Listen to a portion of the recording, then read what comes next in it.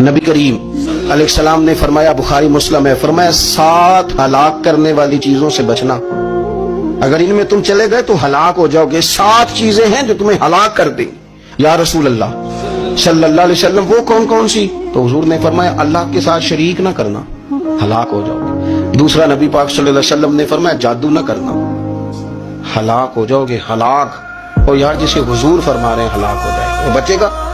نبی پاک صلی اللہ علیہ وسلم نے تیسرے نمبر پر فرمایا جس شخص کے قتل کرنے کو اللہ نے حرام قرار دیا ہے اسے قتل نہ کرنا، ہلاک ہو جاؤ گے۔ چوتھے نمبر پر رسول پاک علیہ السلام نے فرمایا سود نہ کبھی بھی کھانا، ہلاک ہو جاؤ گے، ہلاک۔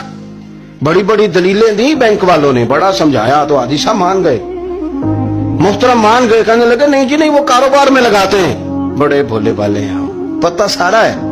اور دیکھو سب کاموں کے باوجود مستقل بینکوں میں پیسے اس اکاؤنٹ میں رکھے ہوئے ہیں جہاں سے مستقل سود آتا ہے۔ حضور نے فرمایا نہ کرنا یہ کام۔